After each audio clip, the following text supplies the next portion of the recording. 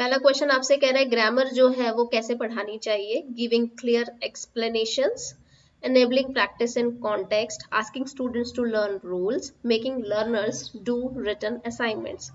देखिए हमने इससे पहले भी जब बात की थी ग्रामर का एक क्वेश्चन हमने इससे पहले वाली पेडागोजी के क्वेश्चंस में किया था, तो वहां हमने उस वक्त भी ये डिस्कस किया था कि फंक्शनल अप्रोच सबसे इंपॉर्टेंट है। आप रूल्स याद करने को दे रहे हैं, आप लिखने के लिए असाइनमेंट्स दे रहे हैं कि ये 12 क्वेश्चन है ग्रामर पे सॉल्व करके लाओ, या फिर आप उनको कहते हो कि हमें एक्सप्लेनेशन जो है हमने आपको समझाया है, अब इसको ध्यान से आपको प्रैक्टिस करना है, बच्चा नहीं समझेगा।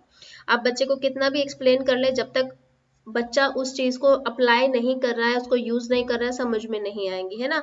तो यहाँ पर आपको क्या करना है, यहाँ पर enabling practice in context will be your answer will be B, कि आपको उसको प्रैक्टिस करने के लिए कॉन्टेक्स्ट देना है। Which one of the following is not true about the status of English language across the world?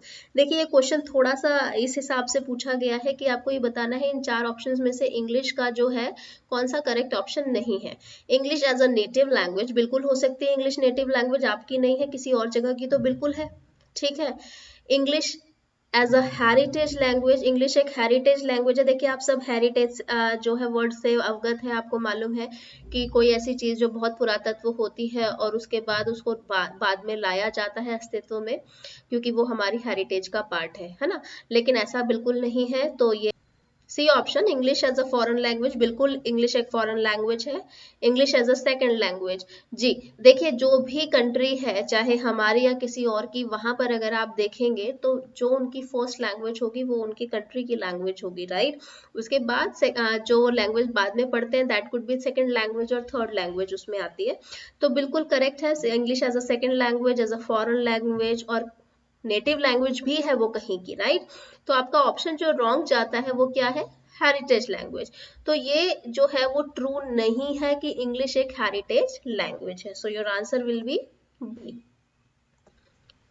There are 44 sounds in English. Out of these, how many sounds are vowels and how many are consonants respectively? देखिए very easy question it is. देखिए question को ध्यान से पढ़िएगा, confuse बिल्कुल नहीं होना है। 44 साउंड्स की बात हो रही है, अल्फाबेट्स की बात नहीं हो रही है, राइट। ये कह रहे हैं टोटल 44 साउंड्स है हमारे पास, उसमें से आपको ये बताना है कितने वोवल्स हैं और कितने कॉन्सोनेंट्स हैं। सो हमारे पास वोवल्स और कॉन्सोनेंट्स जो है वो 20 and 24 होते हैं। Always remember this, 20 and 24। The study of words and their meaning is known as, आपको याद होगा पिछली ही वीडियो में, I think in 8th video we have discussed about this, कि जो study of words and their meanings, जब हम उनके मीनिंग्स को समझते हैं तो उसे हम क्या कहते हैं, दैट आर सिमेंटिक्स, राइट। हमने पढ़ा था उसमें कि हम सिंटेक्स किसे कहते हैं और हम सिमेंटिक्स किसे कहते हैं, हमने ये चीजें डिस्कस की थी। तो जब उस वक्त भी हमने यही कहा था, जहां पर किसी वर्ड के मीनिंग की बात आ जाती है तो उसको हम क्या कहते हैं, सिमेंटिक्स कहते हैं। सो हमेशा आपको याद रखना है, अगर मीनिंग से रिलेटेड है that will be semantics. So your answer will be A. Next question, etymology is, etymology जो है वो क्या है, वो किससे रिलेटेड। अब देखिए मैं आपसे एक सिंपल सी चीज आपसे डिस्कस करूंगी। आइटमोलॉजी अगर आप कभी याद भी करना चाहे, बाय चांस पेपर पे कंफ्यूजन हो जाता है, तो आप कभी भी देखिए जब भी आप साइकोलॉजी पढ़ते हैं या आप कोई भी चीज पढ़ते हैं, वहां पर कोई वर्ड आता है ना, तो वो आपको ये बताते हैं कि ये वर्ड जो है वो कहाँ से आया था, ठीक है, और इसका मीनिंग क्या है। आपको उसका ओरिजिन हमेशा बताया जाता है। जैसे कि जब भी आप साइकोलॉजी पढ़ते हैं तो साइकोलॉजी किस शब्द से बना है, वो कहाँ से ओरिजिनेट हुआ है, दैट इज आइटमोलॉजी। तो यहाँ पर science of knowing the origin of word is etymology. यहाँ पर आपको बिल्कुल फॉर ग्रांटेड है, ये आपको याद होना चाहिए। Answer will be B. Word get its meaning, एक वर्ड की बात हो रही है, ध्यान रखिएगा। एक वर्ड जो है उसको उसका मीनिंग कहाँ से मिलता है, in relation to its context. देखिए अगर सेंटेंस होता तो रिलेशन टू इट्स कॉन्टेक्स्ट हो जाता ना, कि कई बार क्या होता है, आप एक पूरा सेंटेंस पढ़ते हैं और तब उसका मीनिंग फाइंड आउट करने की कोशिश करते हैं, चाहे आपको हर वर्ड का मीनिंग ना पता हो।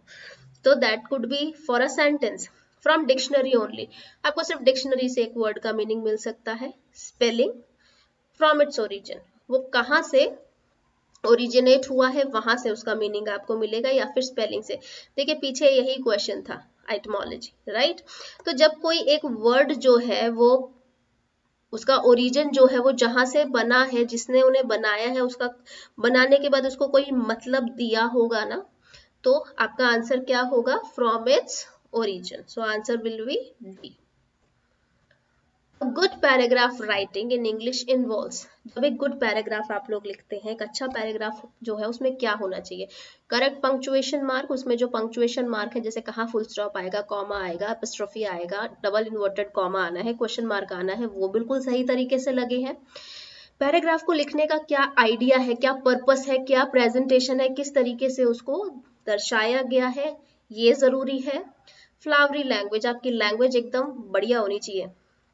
लेजिबल हैंड राइटिंग, आपकी हैंड राइटिंग एकदम ठीक होनी चाहिए।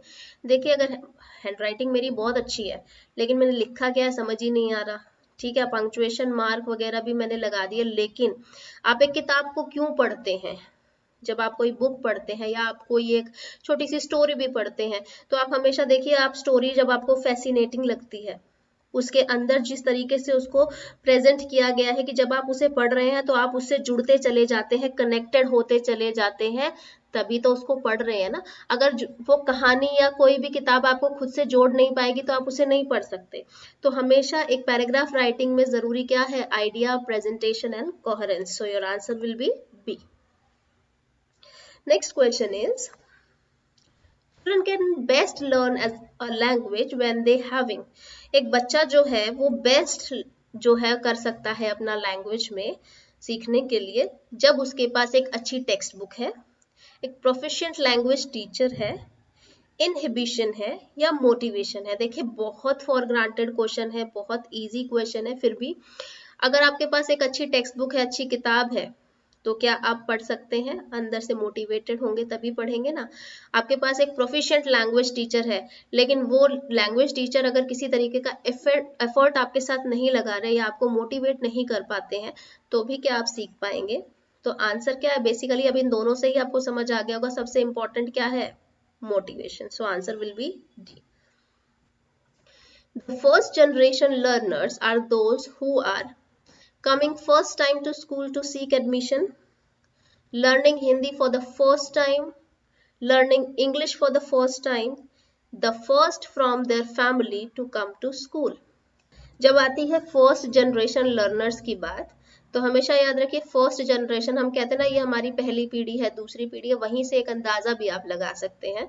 तो इसमें क्या होगा, the first from their family to come to school, ठीक है। So answer will be D. What is the answer, the word socialisation means, देखिए एक शब्द है सोशलाइजेशन, इसका क्या मतलब है। हम कहते हैं ना कि हमारा सोशलाइजेशन इस तरीके से किया गया है, हमारी सोसाइटी में इस तरीके से लोग सोचते हैं, वैसे सोचते हैं, हम लोग इस तरीके से सोशलाइज्ड हैं। ये बहुत कॉमन टर्म आप बार बार यूज करते हैं अपने रियल लाइफ में बात करने के लिए। तो इसका मतलब क्या है, बेसिकली इसका मतलब ये है कि आप सोसाइटी के अनुरूप ढल चुके हैं या किसी और को सोसाइटी के अनुरूप ढाल चुके हैं, वही आपका सोशलाइजेशन होता है, ठीक है। तो यहाँ पर ये कहते हैं कि जो सोशल नॉर्म्स है आप उसको फॉलो कर रहे हैं relentlessly, revolting against social norm, revolt कर रहे हैं, नहीं भैया नहीं मानना है कोई भी rule, understanding the social diversity, समझने की कोशिश कर रहे हैं कि हमारी क्या क्या सोशल डाइवर्सिटी है, और एडजस्टिंग इन द सोसाइटी, जी बिल्कुल हम एडजस्ट कर चुके हैं सोसाइटी में, यही हमारा सोशलाइजेशन है। हमारी सोसाइटी के अकॉर्डिंग आपको ऐसे उठना है, ऐसे बैठना है, ऐसे चलना है, ये करना है, वो करना है, तो वो सोशलाइजेशन है, ठीक है। So your answer will be D, that is 4। तो ये कुछ क्वेश्चन इंग्लिश पेडागोजी के थे, कोशिश कीजिएगा इनको प्रैक्टिस करें, समझने की कोशिश करें, और फिर से मिलेंगे, तब तक तैयारी करते रहे पूरे जोर शोर से, क्योंकि दिन ब दिन हर एक दिन कम होता जा रहा है, टाइम नजदीक आता जा रहा है, बिल्कुल टेंशन नहीं लेनी है। अगर आप इन क्वेश्चंस को भी प्रैक्टिस कर लेंगे तो आपकी बहुत मदद होने वाली है, तो उम्मीद करती हूँ आप इन्हें प्रैक्टिस कर रहे हैं।